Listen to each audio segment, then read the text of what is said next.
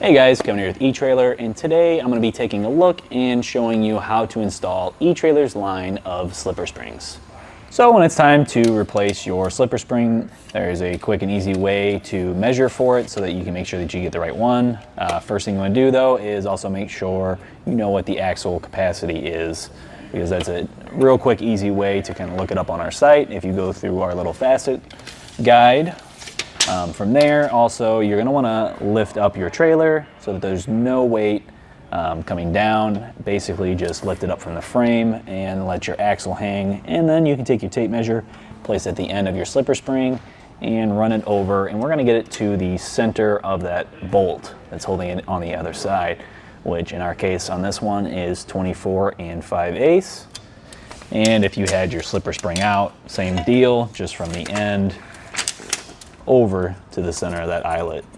One of the common questions here is, what kind of leaf spring do I need to replace it with? Is it just based on the number of leaves? And what it really is based on just the length. So like I said, measuring from the end of your leaf spring up to that center of that eyelet hole, and then just the capacity. So even though this one has 4 leaves on it, it's still going to be the same weight capacity as our original, which has 2.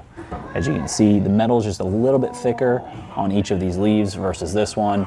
So there really isn't any difference between the two, just besides it being 2 leaf and 4 leaf, just because the lengths are the same and the weight capacities are both the same. Overall, installation is fairly simple. The only hard part you might run into is if your hardware or your U-bolts get all rusted out. Same thing with your bolt that goes to your hanger into your eyelet hole. A lot of the time those can get rusted up and they don't really want to kind of move out of that hanger. So you may have to beat that off pretty hard. Besides that, you can go ahead and upgrade your components. Definitely go ahead and get some wet bolts. That way you can easily grease it and make your suspension move a whole lot smoother. Along with replacing the hardware, I do recommend just replacing your U-bolts each time you have to pull this off. Typically they kind of bend as you start torquing them down. So really it's just better overall to just replace them whenever you're having to do that kind of maintenance. And to do that, you're just going to need to know the diameter of your axle, and then you can go onto our site and go through our fit guide and find the correct size for your axle. So the first step of our installation is going to be removing our wheel. So you'll want to do that before jacking up your trailer. That way you have some pressure against the wheel so it doesn't start spinning on you as you go to loosen up those lug nuts.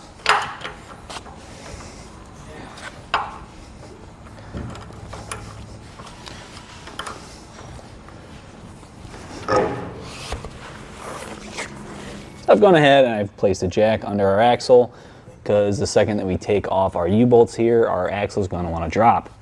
So make sure that you have something under there to support it so that we don't have this drop down. But after that, we can go ahead and start breaking these nuts loose here on our U-bolts so that we can get our leaf spring loose.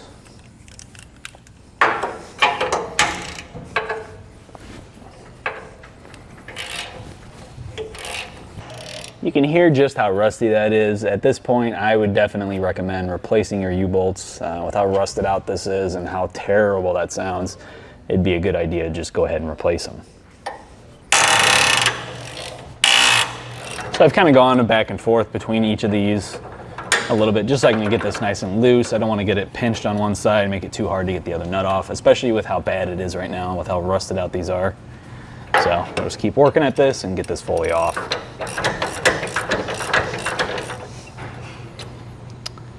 One down, 3 to go.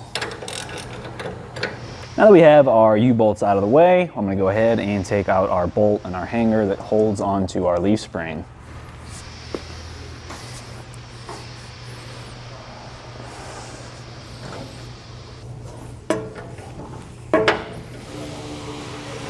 And now we're going to go ahead, we'll take our hammer and we're going to hammer that bolt out, because right now on the other side there's teeth inside of that bolt that bite into the hanger. And that's kind of what holds it in place, so it's not going to want to just easily slip right out.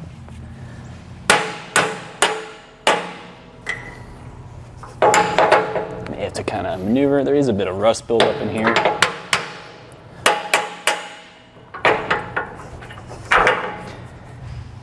And like I said, there's these little teeth that stick into our hanger from our bolt, and that just prevents our bolt from actually moving, because what we want to move is just the little nylon bushing in there instead. We want it to kind of just float around on that. All right, we can pop that out of place. And now's a good time to take a look at your bushing. This one's got a lot of rust buildup in it, but the bushing itself looks pretty intact.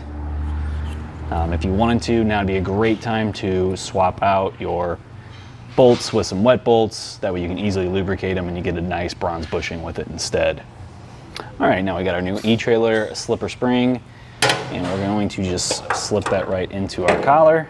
I may have to actually get it a little bit over through there first. Slip right in, set into our spring seat, and then now I'm going to line that up and we'll slide in our bolt.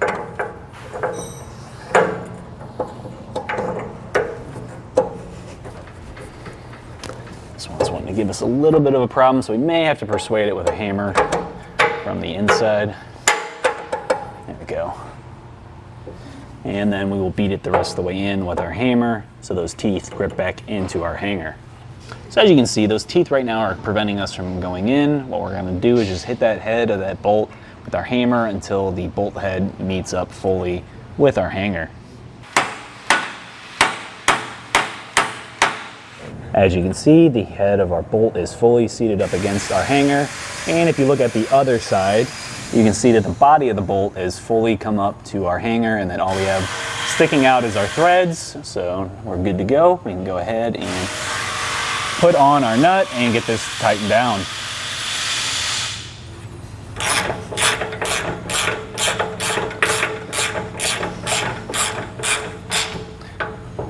And while we're doing this, we're just going to get this nice and snug. That way our suspension can still kind of roll as we take hits on the road or any road vibration. Now that I have my new U-bolts, I'm going to go ahead and drop our plate back on and slip in our new U-bolts, a lock washer, and then our nut. I'm just going to hand tighten that for now, get that held up in place, and we can torque that down afterwards.